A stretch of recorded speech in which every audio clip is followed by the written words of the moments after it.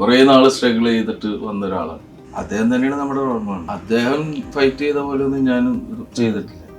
അതിന്റെ പകുതി വരെ എത്തിയിട്ടില്ലേ. ഒരു പടത്തിൽ മ്യൂസിക് ചെയ്തിട്ടും നല്ല പാട്ടുകൾ ഹിറ്റ് അടിപ്പിച്ചിട്ടും പോലും പുള്ളിനെ ഒരു മ്യൂസിക് ഡയറക്ടറായിട്ട് പലരും അംഗീകരിക്കാൻ ബുദ്ധിമുട്ടുണ്ട്. പ്രശ്നങ്ങളില്ല. നമ്മളീ പറഞ്ഞ ഞാൻ കുറച്ച് മടിയനാണ്, അതാണ് ഏറ്റവും വലിയ. നമുക്ക് കണ്ടമാനം ലെങ്ത് കൂടി കഴിഞ്ഞു കഴിഞ്ഞാൽ ആരും കാണില്ല. ഷോർട്ട് ഫിലിം എന്ന് പറഞ്ഞു കഴിഞ്ഞാൽ എപ്പോഴും ഷോർട്ടായിട്ട് അതിലെങ്ങനെ ഭംഗിയാക്കി എടുക്കാൻ പറ്റുന്ന മാക്സിമം ഞാൻ ശ്രമിച്ചു. Admired watching Mammootty sir, Lalitan and Dulquer Salman. I watched their films. I've always had this manifestation, like when I debut as an actor, I wanted to start it from the south. We have this belief somewhere down the line that we will get a good response because we didn't work like team. It was more like family. So that team was there. ഈ പറഞ്ഞ നമുക്ക് ആവശ്യത്തിന് മാത്രം പരിപാടി പിടിച്ചത്. അത് silence ആവുന്ന സമയത്ത് മ്യൂസിക് ഒന്നും വേണ്ട, കറക്റ്റ് ആയിട്ട് പിടിച്ചു വെച്ച ഒരു കാര്യങ്ങൾ ചെയ്തപ്പോൾ ഒരു സമയം ഉണ്ടെങ്കിൽ കറക്റ്റ് ആയിട്ട് അതിന്റെ ഒരിടയ്ക്ക് തമിഴ് സിനിമകളിലൊക്കെ തന്നെ അവിടുത്തെ പ്രൂവ് ചെയ്ത ഡയറക്ടേഴ്സ് ഒരു എൻട്രി ആയി ഉപയോഗിച്ചിരുന്നത് ഷോർട്ട് ഫിലിമാണ്. ലോകേഷ് കനകരാജ്, കാർത്തിക് സുബ്രാജിന്റെ എല്ലാം ഷോർട്ട് ഫിലിംസിലൂടെയാണ് പിന്നെ അവർ സിനിമയിലേക്ക് എത്തിയത്. ആ പാത പിന്തുടരുകയാണോ എന്ന് എനിക്കറിയില്ല. സമദ്, അതായത് നാദിർഷയുടെ അനിയൻ, അദ്ദേഹം ഒരു ഷോർട്ട് ഫിലിം ഡയറക്ട് ചെയ്തിട്ടുണ്ട്. അതിന്റെ വിശേഷങ്ങൾ നമ്മോട് സംസാരിക്കാൻ വേണ്ടി ആ സിനിമയിലെ musician Anand, lead actor Saneesha, അതിന്റെ പ്രൊഡ്യൂസർ സുനിത എന്നിവരാണ് ചേരുന്നത്. നമസ്കാരം. ഒരു എൻട്രി ടിക്കറ്റ് ആയിട്ട് ഇതിനെ കാണാൻ പറ്റുമോ? അങ്ങനെ വിശേഷിപ്പിക്കാം. എല്ലാവരും നേരത്തെ പറഞ്ഞ പോലെ എല്ലാവരും സ്റ്റാർട്ടിങ് പണി അറിയാവോ അറിയണ്ടേ എന്നുള്ള ഒരു തീരുമാനം എടുക്കുന്ന ഒരു പരിപാടി ഇവിടെ. ഞാൻ എൻ്റെതായ പണി എടുത്തു വെച്ചിട്ടുണ്ട്. മാക്സിമം എന്നെ കൊണ്ടാവുന്ന വിധത്തിൽ ഞാൻ ശ്രമിച്ചിട്ടുണ്ട്. അപ്പൊ അത് കണ്ടിട്ട് ഓരോരുത്തരുടെ അഭിപ്രായം പറയാം. അതിൽ നിന്നും വല്ല സ്പാർക്ക് കിട്ടുകയാണെങ്കിൽ അടുത്ത പരിപാടിയിലോട്ട് പോവുക എന്നുള്ളൊരു സാധനം. അതിൽ വേറൊരു പരിപാടി ഇനി വലുതൊരു നമുക്ക് വലിയൊരു ഡ്രീം ഒരു സാധനം ഉണ്ട്. പരിപാടിയായിട്ടൊരു പരിപാടി ചെയ്തതാണ്. സിനിമയുടെ തുടക്കത്തിൽ വാപ്പച്ചിക്കും ഉമ്മച്ചിക്കും നന്ദിക്ക് ശേഷം ഫോർ എവർ ഇൻസ്പിറേഷൻ നാദിർഷ എന്നാണ് എഴുതി വെച്ചിട്ടുള്ളത്. എത്ര നേരം എടുത്ത് ഈ ഫോർ എവർ ഇൻസ്പിറേഷൻ എഴുതാൻ? അങ്ങനെ ഇല്ല, നമ്മള് അങ്ങനെ ഒരു വീട് ഉള്ളിൽ കിടന്ന ഒരു പരിപാടിയാണ്. കാര്യം ഇൻസ്പിറേഷൻ എല്ലാം പുള്ളിയുടെ കയ്യിൽ നിന്ന് എനിക്ക് കുറെ നാള് സ്ട്രഗിൾ ചെയ്തിട്ട് വന്ന ഒരാളാണ്. അല്ലേ, കണ്ടമാനം എൻ്റെ ഓർമ്മ വെച്ചിട്ട് കണ്ടമാനം ഇതിനു വേണ്ടിയിട്ട് ഇപ്പോൾ വരുന്ന ആളെ വരും എന്നുള്ളൊരു സാധനത്തിൽ വെച്ചിട്ട് അങ്ങനെ അവസാനം ഒരു പുള്ളിക്ക് ഒരു ഹിറ്റ്, അവിടെ നിന്ന് കുറച്ച് ഹിറ്റുകൾ കൊടുക്കാൻ പറ്റി.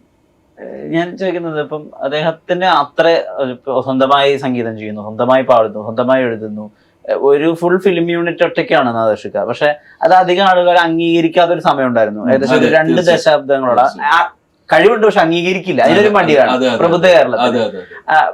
ഇപ്പൊ സമദിന് ഈ പറഞ്ഞ പോലെ ഒരു സ്ട്രഗ്ലിംഗ് ഫേസ് ഉണ്ടല്ലോ. അതായത് ഗാനമേളയിൽ എല്ലാ പാടും വേഴ്സറ്റൈൽ ആയിട്ട് പാടുന്ന ആള്, എന്നാൽ സിനിമയിൽ അത്രയും പാടുന്നില്ല. നിങ്ങൾ ഇതിനെ പറ്റി സംസാരിച്ചിട്ടുണ്ടോ? ഇത് നിന്റെ സമയം വരുവാടാ നീ സ്ട്രഗിൾ ചെയ്യാൻ? തീർച്ചയായിട്ടും അത് അങ്ങനെ ഒരു സാധനം. ഞാൻ അദ്ദേഹത്തിന് നേരത്തെ പറഞ്ഞ പോലെ അദ്ദേഹം തന്നെയാണ് നമ്മുടെ റോൾ മോഡൽ. കാര്യം അദ്ദേഹം ഫൈറ്റ് ചെയ്ത പോലെ ഒന്നും ഞാൻ ചെയ്തിട്ടില്ല. അതിന്റെ പകുതി വരെ എത്തിയിട്ടില്ലേ അല്ലേ. ഞാൻ ഇങ്ങനെ ഓരോ കാര്യങ്ങൾ വരുമ്പോഴും പാരഡി പുള്ളി ഒരു പടത്തിൽ മ്യൂസിക് ചെയ്തിട്ടും നല്ല പാട്ടുകൾ ഹിറ്റ് അടിപ്പിച്ചിട്ടും പോലും പുള്ളിനെ ഒരു മ്യൂസിക് ഡയറക്ടറായിട്ട് പലരും അംഗീകരിക്കാൻ ബുദ്ധിമുട്ടപ്പെട്ടു അല്ലേ. അന്ന് ഗംഭീര പാട്ടുകൾ എല്ലാവരുടെയും മനസ്സിൽ പാടിക്കൊണ്ടുവരുന്നത് അത് എന്താണെന്ന് എനിക്ക് അറിയില്ല. കാര്യം അത് മനസ്സിലാകുന്നില്ല. പക്ഷെ നല്ല പരിപാടി ചെയ്തിട്ടുണ്ട്, ചെയ്യണമുണ്ട്. അപ്പൊ അതിന്റെ പൈസ ചെയ്തിപ്പോ ഞാൻ അതിന്റെ പകുതി വരെ എത്തിയിട്ടില്ല എന്നുള്ളതാണ്. ഞാൻ ഇതുപോലെ നമുക്കെല്ലാത്തിനും ഒരു സമയം വരണമല്ലോ. കാര്യങ്ങൾ ചെയ്തപ്പോൾ ഒരു സമയം ഉണ്ടെങ്കിൽ കറക്റ്റ് ആയിട്ട് അതിന്റെ എന്നുള്ളതാണ് വരും പരിപാടിയാണ്. Anisha, how much of as a performer you were involved in the aesthetic of this film? When it comes to the costume, this costume definitely has a significance in the storytelling. Yes. So what was that initial discussion when into the team of this production, so that I should look this wise, so that there is some kind of things to be communicated in the film? Yes. So what was the discussion going on? Well, costume was definitely taken care by Sunita ji. Oh. Yeah, they decided the costume and it goes along with the character. So once you see the film, you'll actually get to know. Here, as you see the poster, It may look yeah, like sultry. it looks like I'm at home, right? Yeah. I'm an artist. Yes. And rest you'll get to know. You have to watch the movie for that. You'll get to know that. Yes. I won't reveal much. ഇപ്പൊ ശ്രീരാജ് ഇതിന്റെ മ്യൂസിക്കിനകത്ത് വരുന്ന ഒരു design ഉണ്ട്. അത് ഇപ്പം ഞാനൊരു reference ആയിട്ട് പറയുകയാണെങ്കിൽ ഒരു സമയത്ത് ഈ ഹിന്ദി സിനിമകൾക്ക് പാരലായിട്ട് തന്നെ ഹിന്ദി സിനിമ ഞെട്ടിച്ചുകൊണ്ട് വരുന്ന ഈ റോയൽ സ്റ്റാജ് ലാർജ് ഷോർട്ട് ഫിലിംസ് എന്നൊരു സെറ്റ് ഉണ്ടായിരുന്നു. ജ്യൂസ് ഒക്കെ വന്നത് അവിടെ നിന്നാണ്. അപ്പൊ അതിന്റെ ഒരു സൗണ്ട് ഡിസൈൻ ഉണ്ട് ഇതിന്. അതായത് ഒരു സ്കേപ്പിംഗ്, ഇപ്പൊ ഇൻട്രോ സോങ് ഒഴിച്ചു നിർത്തിയാൽ ബാക്കിയുള്ള സ്കേപ്പിംഗ് മൊത്തം ആ ലെവലിലാണ്. ഇപ്പൊ കാണുന്ന ഇപ്പൊ പെട്ടെന്ന് റീല് ഹിറ്റ് അടിക്കാനുള്ള ഷോർട്ട് ഫിലിമുകളുടെ ഒരു തത്രപ്പാട് ഇതിന് ഞാൻ കണ്ടിട്ടില്ല. അങ്ങനെ ഡിസൈൻ ഉണ്ടായിരുന്നോ? നമ്മൾ ആക്ച്വലി ഞാൻ ഒറ്റക്കല്ല മ്യൂസിക് ചെയ്തിരുന്നത്, ഞാൻ സോനു നമ്മുടെ രണ്ട് ഫ്രണ്ട്സ് കൂടെ ചെയ്തത്. അപ്പോ സമതൊക്കെ എനിക്ക് ഇത് തരുന്ന സമയത്ത് എന്റെ അടുത്ത് പറഞ്ഞു, എന്നെ നന്ദു എന്ന് വിളിക്കുന്നത്. അപ്പൊ നന്ദു ഇത് എപ്പോഴും കാണുന്ന പോലത്തെ ഒരു ഷോർട്ട് ഫിലിം ആയിട്ട് നീ നോക്കണ്ട, ഇതിലേക്ക് നല്ല എഫേർട്ട് ഇട്ടിട്ടുണ്ട്, ഇത് ക്യാമറ ചെയ്തേക്കുന്നതാണെങ്കിലും എന്ത് രീതിയിലാണെങ്കിലും ഡിഫറെന്റ് ആണ്. അപ്പൊ നീ ഇതിനൊരു ഷോർട്ട് ഫിലിം എന്ന് ട്രീറ്റ് ചെയ്യാണ്ട് ഒരു ഫീച്ചർ ഫിലിം ആയിട്ട് തന്നെ അത് അങ്ങനെ ഒരു മനസ്സിൽ വെച്ചിട്ട് ചെയ്യാൻ പറഞ്ഞു. ഞാൻ ചോദിച്ചാൽ നമുക്ക് എന്തെങ്കിലും റെഫറൻസുകൾ കാര്യങ്ങളുണ്ടോ? റെഫറൻസ് ഒന്നുമില്ല, നിങ്ങൾക്ക് എന്താണോ ചെയ്യാൻ തോന്നുന്നത് അത് ചെയ്യാം. ഞങ്ങൾക്ക് ആക്ച്വലി ബാൻഡ് ഉണ്ട്, വില്ലിംഗ്ടൺ. സോ ഞങ്ങൾ ആ ഒരു ടൈപ്പ് ഓഫ് മ്യൂസിക് ആണ് കൂടുതൽ ചെയ്യുന്നത്. അപ്പൊ ഞാൻ ആ ഒരു ട്രീറ്റ്മെന്റ് തന്നെയാണ് കുറച്ച് ഇതിലേക്കും കൊടുത്തേക്കുന്നത്. പിന്നെ ഒബ്വിയസ്ലി സോനു ഭയങ്കര അടിപൊളി പിയാനിസ്റ്റ് ആണ്. അപ്പൊ അവന്റെ കുറച്ച് പരിപാടികൾ അതിൽ കേൾക്കാം. കൂടുതൽ പിയാനോ സംഭവങ്ങൾ ഒരുപാട് ലൗഡ് ആക്കാണ്ട് ഒരുപാട്, അതായത് അതിനെ സപ്പോർട്ട് ചെയ്ത് പോകുന്ന രീതിയിൽ തന്നെയാണ് ചെയ്തു പോയേക്കുന്നത് മൊത്തത്തില്. അപ്പൊ ഫസ്റ്റ് സോങ് സമയത്ത് ഇതേപോലത്തെ ഒരു ട്രാക്ക് വേണമെന്ന് പറഞ്ഞു. സമയത്ത് മോനാണ് പാടിയേക്കുന്നത്. അപ്പൊ നമ്മൾ അങ്ങനെ ചെയ്താണ്. പിന്നെ അവിടെ നിന്ന് പിന്നെ പടം ഒരു 3 വേർട്ടിക്കളിൽ കൂടി മൂവ് ചെയ്യുന്നുണ്ട്. അപ്പൊ 3 വേർട്ടിക്കളിനെയും പ്രോപ്പർ ആയിട്ട് കൊണ്ടുപോകണമെന്നുണ്ടെങ്കിൽ നമുക്ക് ഈ ഒരു സ്കേപ്പിംഗ് പിടിക്കേണ്ട ഒരു സംഭവം തോന്നി. അങ്ങനെ ചെയ്യും. 25 മിനിറ്റിൽ ഏകദേശം 3 പാട്ടുകൾ, അത് കുറച്ച് കൂടുതലാണെന്ന് തോന്നിയിട്ടുണ്ടോ? അതെ, തോന്നിയിട്ടുണ്ടോ വെച്ചാല് ലൈക്ക് ഫസ്റ്റ് ഇൻട്രോ സോങ് ആണോ, പിന്നെ ലാസ്റ്റ് ഒരു ഔട്ട്രോയിലും കൂടി മൂന്നാമത്തെ ട്രാക്ക് വരുന്നത്, ഇംഗ്ലീഷ് ട്രാക്ക് വരുന്നത്, ഒരു വെസ്റ്റേൺ ട്രാക്ക് വരുന്നത് ഔട്ട്രോയിലാണ്. അത് പടത്തിന്റെ ക്ലൈമാക്സ് സീനിന്റെ പുഷ് ചെയ്യാൻ വേണ്ടിട്ട് തന്നെയാണ് അങ്ങനത്തെ ഒരു സംഭവം ചെയ്തത്. അപ്പൊ ഞാൻ ആക്ച്വലി സമുദ്രത്തിൽ ചോദിച്ചത് നമുക്ക് ആ മൂന്നാമത്തെ പാട്ട് നമുക്ക് വേണോ? അതൊക്കെ പറഞ്ഞ് ഇല്ലടാ, അത് വന്നു കഴിഞ്ഞാൽ നല്ലതായിരിക്കും എന്നൊരു സംഭവം വന്ന് ഇനീഷ്യലി എനിക്ക് ആക്സെപ്റ്റ് ചെയ്തിട്ട് ബുദ്ധിമുട്ടുണ്ടായി. പക്ഷെ അത് ചെയ്ത് കഴിഞ്ഞ് അതിൽ കണ്ടപ്പോഴത്തേക്കും എനിക്ക് അത് വേണം എന്നൊരു സംഭവം തോന്നി. It was working good. And I guess കണ്ടവരെല്ലാരും നല്ലതായിട്ട് തന്നെയാണ് പറഞ്ഞേക്കുന്നത് നിലവില്. കണ്ടമാനം ഫിലിപ്പ് ഞാൻ ഈ പറഞ്ഞത് നമുക്ക് ആവശ്യത്തിന് മാത്രം പരിപാടി പിടിച്ചത് മതി. അത് സൈലൻസ് ആവുന്ന സമയത്ത് മ്യൂസിക് ഒന്നും വേണ്ട, കറക്റ്റ് മീറ്ററിൽ കാര്യങ്ങൾ പോയാൽ മതി. കറക്റ്റ് ആയിട്ട് പിടിച്ചു വെച്ചാൽ മതി. മാം ഇപ്പൊ ഇദ്ദേഹത്തെ വെച്ചുകൊണ്ട് ഇപ്പൊ നമ്മളൊരു സ്റ്റേജ് ഷോ ചെയ്യുന്നു, അല്ലെങ്കിൽ ഇപ്പൊ ഒരു കോമഡി ഇൻവോൾവ് ആയിട്ടുള്ള വെബ് സീരീസ് ചെയ്യണം, അതൊക്കെ ആളുകൾ ആലോചിക്കുന്ന ഒരു ഏരിയയാണ്. ഇപ്പൊ നദർഷിക അമരത്തോടെ ചെയ്യുമ്പോൾ ആരും പ്രതീക്ഷിക്കാതെ വന്നത് ഒരു സാമൂഹിക പ്രതിബദ്ധത എലമെന്റ് ഉണ്ട്. ചൈൽഡ് അബ്യൂസിനെ പറ്റി പറഞ്ഞത്, അതാണ് ആ സിനിമയുടെ ഒരു സർപ്രൈസ് എലമെന്റ് ആയിട്ട് നമുക്ക് തോന്നിയത്. ഇതിനും അതിനകത്ത് അങ്ങനെ ഒരു എലമെന്റ് ഉണ്ട്, ഭയങ്കര സർപ്രൈസിംഗ് ആയിട്ട് തോന്നുന്ന ഒരു ഘടകമുണ്ട്. അപ്പൊ അത് ഇദ്ദേഹമാണോ ഒന്ന് പറയുന്നത്? അതൊരു റിസ്ക് ആണെന്ന് തോന്നിയിരുന്നു? അത് ഇദ്ദേഹത്തിന് അങ്ങനെ ഒരു ടാലന്റ് ഉണ്ട് മനസ്സിലാക്കിയത്? അതെ, ടാലന്റ് ഉണ്ട് എന്ന് കൺഫേംഡ് ആണ്, അതിന് ഡൗട്ട് ഒന്നുമില്ല. സമത തന്നെ ചെയ്താലേ അത് സക്സസ് ആവൂന്നുള്ളത് 100% ഉറപ്പാണ്. എന്താ കാര്യം ചോദിച്ചാൽ, ഞാൻ ഈ സബ്ജക്ട് പറഞ്ഞപ്പോഴും ഈ ഒരു പരിപാടി ഡെലിവറി കുറെ നാളായിട്ട് നമ്മുടെ ഉള്ളിൽ കിടന്ന പരിപാടിയാണ്. ഇതിന് വേറൊരു ഏരിയയിലോട്ട് പരിപാടി പിടിച്ചു വെക്കിയതാണ്, ഹൊറർ പരിപാടി. പക്ഷെ അത് മാറ്റിയിട്ട് നമ്മൾ വേറൊരു അതിൽ ഡാവിഞ്ചി സുരേഷ് ഒക്കെ നമ്മളെ ഭയങ്കരമായിട്ട് ഹെൽപ്പ് ചെയ്തിട്ടുണ്ട്. അതെ അതെ, കുറെ പറയാൻ പറ്റില്ല, അതൊക്കെ നമ്മള് ഭയങ്കരമായിട്ട് ഞാൻ അതാ പിടിച്ച് കൊണ്ടുവന്ന് അങ്ങനെ ഒരു ചെറിയ ടൈമിനുള്ളിൽ നമുക്ക് കണ്ടമാനം ലെങ്ത് കൂടി കഴിഞ്ഞു കഴിഞ്ഞാല് ആരും കാണില്ല. ഷോർട്ട് ഫിലിം എന്ന് പറഞ്ഞു കഴിഞ്ഞാൽ എപ്പോഴും ഷോർട്ടായിട്ട് അതിനകത്തൊരു ചെറിയ അതിലെങ്ങനെ ഭംഗിയാക്കി എടുക്കാൻ പറ്റണ മാക്സിമം ഞാൻ ശ്രമിച്ചിട്ടുണ്ട്. അങ്ങനെ ഒരു ഷോർട്ടായിട്ട് കൊണ്ടുവന്നിട്ട് ഞാൻ നദർഷികയുടെ അടുത്ത് ഈശോന്റെ സമയത്ത് ചോദിച്ചിട്ടുണ്ട്, ഇപ്പോഴും ലക്ഷ്യപ്പേനയുടെ വില അറിയോ, അല്ലെങ്കിൽ ഇപ്പോഴും സാധാരണക്കാരുടെ കാര്യങ്ങൾ അറിയോ എന്ന് ഞാൻ ചോദിച്ചിട്ടുണ്ട്. അപ്പൊ എന്നോട് എല്ലാ കാര്യത്തിനും കൃത്യം വില ഇങ്ങോട്ട് തിരിച്ചു പറഞ്ഞിട്ടുണ്ട്. ഞാനതൊരു ഗ്രൗണ്ട് ആയിട്ട് ഉപയോഗിച്ചിട്ടുണ്ടായിരുന്നു ആ ഇന്റർവ്യൂവിന്റെ സമയത്ത്. ഇതിനകത്ത് ഇപ്പം പീക്ക് ടൈം ആണ്, ഇന്ന സമയത്ത് ഡെലിവറി ചെയ്താലാണ് ഞങ്ങൾക്ക് ഇന്ന പൈസ കിട്ടുക, ആ പൈസയുടെ എമൗണ്ട് ഒക്കെ ഏറെക്കുറെ ഈ ശരിക്കും പ്രിസൈസിലി അത്ര തന്നെയാണ്.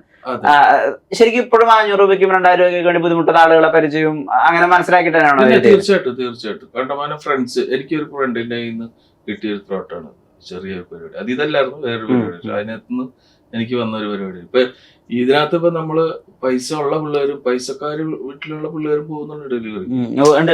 ഇപ്പൊ എന്റെ മോൻ തന്നെ എന്റെ അടുത്ത് ചോദിച്ചിട്ടുണ്ട്, ബാബിച്ച് ഞാൻ കുറച്ച് ഓടട്ടെ ഡെലിവറിക്ക്. കാര്യം അത് അത് അവരുടെ ആവശ്യത്തിന് വേണ്ടിയിട്ടും ഈ പറഞ്ഞ ചെറിയൊരു 1000 രൂപ എന്നൊക്കെ പറഞ്ഞ ഇപ്പൊ ഈ ഒന്നിനും തികയൂല. അതെ അതെ ഒരു ദിവസത്തേക്ക് നമ്മളൊരു കടയിൽ പോയി സാധനം മേടിച്ച് തന്നെ നമുക്ക് 1000 രൂപ ഇപ്പൊ ഒന്നുമല്ല. കുറച്ച് സാധനം നമ്മുടെ കയ്യിലുണ്ടാവുള്ളൂ. പണ്ടെന്ന് പറഞ്ഞു കഴിഞ്ഞാൽ നമുക്ക് ഒരു മാസത്തെ സാധനം നമുക്ക് 1000 രൂപക്ക് മേടിക്കാം. ഇപ്പൊ അത് പറ്റില്ല. നമുക്കൊരു ദിവസം എങ്ങനെ വന്നാലും ഒരു 2500 എന്നാലാണ് നമുക്ക് കുറച്ച് വീട്ടിലോട്ടുള്ള സാധനങ്ങൾ വരെ ഫുഡ് ഐറ്റംസ് അല്ലെങ്കിൽ അതാണ്. അപ്പൊ എന്നാലും അതിനു വേണ്ടിയിട്ട് ഓടുന്ന പിള്ളേര് എന്തോരം നല്ല കാര്യങ്ങളും അതിൽ പലവർക്കും പല അനുഭവങ്ങൾ ഉണ്ടായിട്ടുണ്ട്. ഡെലിവറി ബോയ്സിന് ഞാനൊക്കെ കേട്ടിട്ട് കിടുങ്ങി പോയിട്ടുണ്ട്. നമ്മുടെ വേറൊരു ഫ്രണ്ട് പറഞ്ഞിട്ടൊക്കെ ഒരു സ്ഥലത്ത് ഇങ്ങനെ ഡെലിവറിക്ക് പോയിട്ടൊക്കെ അവര് മേടിക്കുന്ന രീതിയൊക്കെ അതൊക്കെ കേട്ടപ്പോ, പക്ഷെ അതൊന്നും ആരും പുറത്തു പറയില്ല. അവർക്ക് ജോലിയില്ല. പിന്നെ അതുപോലെ പല പല അനുഭവങ്ങളാണ്. അതിനകത്തുനിന്ന് ഒരു സാധനം കിട്ടിയതാണ് ഈ പരിപാടി, പഠിച്ചതാണ്. പക്ഷെ ഈ ഒരു ത്രെഡ് ഉണ്ടല്ലോ, അത് ഒരു വീട്ടിലേക്ക് ഡെലിവറിക്ക് പോകുന്നു, അവിടെ നടക്കുന്ന കുറെ കാര്യം. പക്ഷെ അത് ഒരുപാട് വന്നല്ലോ. അപ്പൊ ഇത് ഇനീഷ്യലി പറയുമ്പോ ആളുകൾ പറഞ്ഞിട്ടോ ഇത് കുറച്ച് വന്നിട്ടുണ്ടല്ലോ, പക്ഷെ ഇതിന് വ്യത്യസ്തത ഉണ്ടല്ലോ എന്നാണ് ഞാൻ പറയുന്നത്. അത് മാറ്റി പിടിക്കണം അങ്ങനെ പറഞ്ഞവരുണ്ടോ? ഞാൻ ഇത് 2-3 രീതിയിൽ ചിന്തിച്ച ഒരു പരിപാടിയാണ്. വേറൊരു പരിപാടിയിൽ, പക്ഷെ അത് നമുക്ക് എത്രത്തോളം പ്രാവർത്തികമാവും എന്നുള്ളൊരു പേടിയുണ്ടായിരുന്നു. പിന്നെ ഞാൻ ഈ ഒരു സാധനം കുറെ ഇങ്ങനെ നമ്മൾ ഫിൽട്ടർ ചെയ്ത് കൊണ്ടുവന്നിട്ട് ഒരു പരിപാടി പിടിച്ചാണ്. ശരിയാണ് ഈ ഡെലിവറി, പക്ഷെ ഇതെനിക്കൊരു എൻ്റെ ഒരു റൂട്ടിലും അവസാന എൻഡിങ്ങും പരിപാടിയൊക്കെ നമ്മൾ നിർത്തിയേക്കുന്ന പരിപാടിയൊക്കെ ആലോചിച്ച് ഫിൽട്ടർ ചെയ്ത് പരിപാടി പിടിച്ചതാണ്. സാധനം ഇപ്പൊ പല പല പല ചിന്താഗതികൾ ഉണ്ടായിരുന്നു എനിക്ക്. ഈ കുട്ടീനെ തന്നെ അങ്ങനെ നമ്മൾ സെലക്ട് ചെയ്യാൻ കാരണം നമുക്ക് ഇങ്ങനത്തെ ഒരു ഇതായിട്ടുള്ള ഒരു കുട്ടി വേണം, ഫേസിൽ ഇങ്ങനത്തെ ഒരു പരിപാടി വരണം, ഒന്ന് ഭയങ്കര ക്യൂട്ടായിരിക്കണം, ഇങ്ങനത്തെ നമുക്ക് മുൻധാരണകളൊന്നും ഉണ്ടാവാൻ പാടില്ല. അതെ, ഉണ്ടാവാൻ പാടില്ല. പിന്നെ ഡ്രസ്സിങ്സ് നമുക്ക് ഇങ്ങനത്തെ ഒരു പരിപാടി പിടിക്കണം എന്നൊക്കെ. അപ്പോഴാണ് സുനിദത്ത ഇങ്ങനെ കുറിച്ച് വന്നു. അസലായിട്ട് നമുക്ക് പറഞ്ഞു കൊടുക്കുമ്പോ പട്ടപ്പട്ടയെന്ന് നമുക്ക് പേടിയായിരുന്നു. നമ്മളിത് പഠിപ്പിച്ച് കൊണ്ടുപോയി എത്ര ദിവസം പിടിക്കും, പക്ഷെ നമുക്ക് ഭയങ്കര ഈസി ആയിരുന്നു. പെട്ടപ്പെട്ടാന്ന് പറഞ്ഞിട്ട് കാര്യങ്ങൾ ചെയ്തു പഠിച്ചു. How is Samad Khan as a filmmaker? He did an amazing job, of course, because for me to step into the Malayalam industry, coming from a different state, having a grasp over the language. So when you get that mental support, right? And I got that mental support. It was there from each and everyone from the team, starting from Samad, Sunita ji, DOP, everyone who was there, like AD, everyone was, behind me, that putting that thing, making me that self-belief is very important. They were making me believe that yes, I can do it. So they helped me in that way, like delivering the dialogues and everything. So I'm asking them the meaning, and so when I'm already shooting with Samad, so for every line I'm asking him the meaning in English. He tells me the line, I understand that Malayalam, okay, this word is this, then I join the sentence and then I do my dialogue delivery. So we have the preview today, so we are really hoping for a good response, and we have this belief somewhere down the line that we will get a good response, because it was the team. We didn't work like team. It was more like family. So that thing was there. So we all were very connected. It was like something of our own that we are doing. So definitely, like, Samad has done a wonderful job for me, and as it is my stepping stone in the Malayalam industry. So I'm very, very thankful, and I feel very blessed that I could work with such a good team. In Kerala, we admire filmmakers of Bengali films a lot. Ridhuparna Ghosh is like an idol. Yes, of course. Satyajit Ray is worshipped as an idol. Yeah. So, what's your introduction to Malayalam films when you were in Bengal? Well, I have always I've admired watching Mammootty sir, Lalitan, Mohanlal sir, and Dulquer Salman. I watched their films, and I've always had this manifestation. Like, when I debut as an actor, I wanted to start it from the south. Okay, fine. And then, of course, it says like be consistent, and if you really want to achieve something, and if you're consistent towards that, entire universe Will conspire to do that, it conspires to help you achieve that. So I think that is very true. It works because Sunita ji happened, and it happened also because one of my friend Jabir and Sunita ji, they are like very closely related. Fine. So then through that I was discovered like by her. So and I think that has made me my ideology towards Malayalam industry. I used to watch films, but I've always had this thing. Yes, when I debut as an actor, I'll debut from South. I've been working as a model for like last 10 years. And I wanted to get into acting, obviously. But, there's always a way when you work towards it. So I think she had been that way for me. And now I really hope that I can deliver my best. Yes. Anand, ഞങ്ങൾക്ക് അറിയാവുന്ന ഒരു version Anand ഈ theme മ്യൂസിക്കുകളുടെ സ്പെഷ്യലിസ്റ്റുകളാണ് എന്നുള്ളതാണ്. ഈ powerful പാട്ടുകൾ പാടുന്നത് പ്രത്യേകിച്ച് ഒന്നില്ലെങ്കിൽ സന്തോഷം എനിക്ക്, അല്ലെങ്കിൽ രണ്ടുപേരാണ് ഈ തീം മ്യൂസിക്കിന്റെ ആള്. ഈ ആ ഒരു പവറിൽ അത് ഡെലിവറി ചെയ്യാന്ന് പറയുന്ന ഒരു കാര്യമുണ്ട്. ഇപ്പൊ മാക്സിൽ അത് ചെയ്തിട്ടുണ്ട്, അല്ലെങ്കിൽ തലവൻ ട്രാക്ക് പാടിയിട്ടുണ്ട്. ഈ തൊണ്ട എത്രമാത്രം സ്ട്രെയിൻ എടുക്കണം അതിന്? അല്ല, ഞാൻ ഇപ്പൊ എല്ലാവരും എന്റെ അടുത്ത് ചോദിക്കുമ്പോൾ പറയുന്ന ഒരു സംഭവം എന്ന് വെച്ച് കഴിഞ്ഞാല്, ഞാൻ പാടി തുടങ്ങിയപ്പോഴേ തൊട്ട് ലൈക്ക് ഇങ്ങനെ ഒരു സംഭവമാണ് ഞാൻ ചെയ്തുകൊണ്ടിരുന്നത്. എനിക്ക് ഞാൻ പഠിച്ചതും റോക്ക് സിംഗിങ് ആണ്. അപ്പൊ എനിക്ക് ഈ പറഞ്ഞ പോലെ സാധാരണയൊക്കെ കുറച്ചും കൂടി ക്ലാസിക്കലായിട്ട് അങ്ങനത്തെ ഒരു പരിപാടി പോകാൻ എനിക്ക് ഇത്തിരി ബുദ്ധിമുട്ടുള്ള കേസാണ്. അപ്പൊ എനിക്ക് അത് പാടുമ്പോഴാണ് സത്യം പറഞ്ഞാൽ സ്ട്രെയിൻ വരുന്നത്. ഇത് ആക്ച്വലി എനിക്ക് തോന്നുന്നത് എന്റെ തൊണ്ട അതിന് വേണ്ടിയിട്ട് അതെ. അപ്പൊ എനിക്ക് അതുകൊണ്ട് അത് കൂടുതൽ കംഫർട്ടബിൾ ആണ്. എനിക്കത് എത്ര നേരം അങ്ങനെ പോയാലും എനിക്ക് അങ്ങനെ ബുദ്ധിമുട്ട് വരാറില്ല. നാച്ചുറലി വന്നൊരു സംഭവമാണ്. ഞാൻ അത് ഡിസ്കവർ ചെയ്തത് സമയത്ത് തന്നെയാണ്.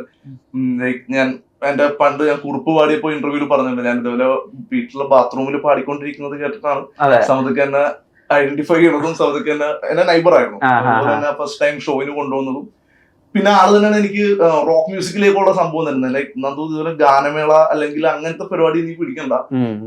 ബോൺ ജോവി എന്ന് പറഞ്ഞ ബാൻഡ്, ബോൺ ജോവിയുടെ ഒരു ലൈവ് CD എനിക്ക് കൊണ്ടുവന്നു. ഒറിജിനൽ CD 2007 എന്തോ വെംബ്ലിയിൽ ഒരു ലൈവ് CD ആയിരുന്നു. അത് വന്നിട്ട് ഇത് നോക്ക്, ഇത് പഠിക്ക്, നീ ഇങ്ങനത്തെ ഒരു ഫീൽഡിലേക്ക് ഇറങ്ങുന്നു പറഞ്ഞിട്ട് എന്നെ അതിൽ മെന്ററാണ്. ഇപ്പൊ ഒരു പുതിയൊരു വെർട്ടിക്കൽ മ്യൂസിക് ഡയറക്ടർ എന്നുള്ളൊരു വെർട്ടിക്കലിൽ വരുമ്പോഴും അതും എന്നെ ഇൻട്രൊഡ്യൂസ് ചെയ്യുന്ന സമയത്തൊക്കെയാണ്. സോ ഹോപ്പ്ഫുള്ളി എല്ലാം ഭംഗിയായിട്ട് വരും എന്ന് പ്രതീക്ഷിക്കുന്നു. ഈ ഇപ്പൊ എന്റെ അറിവ് ശരിയാണെങ്കിൽ നാദർഷിക്കയുടെ ഫസ്റ്റ് ഓൺ സ്ക്രീൻ ഡെബ്യൂ ദിലീപേട്ടന്റെ കൂടെയാണ്. സമതിക്കയുടെയും ആദ്യത്തെ ഓൺ സ്ക്രീൻ മീനത്തെ തലകേട്ടല്ലേ? മീനത്തെ തലകേട്ട അല്ലെ? ഇത് അദ്ദേഹത്തെ കാണിച്ചിട്ടുണ്ടോ? ദിലീപേട്ടനെ കാണിച്ചിട്ടുണ്ടോ? കാണിച്ചിട്ടില്ല. കാണിക്കണം. കാര്യം അറിയാം, കാര്യങ്ങളൊക്കെ അറിയാം.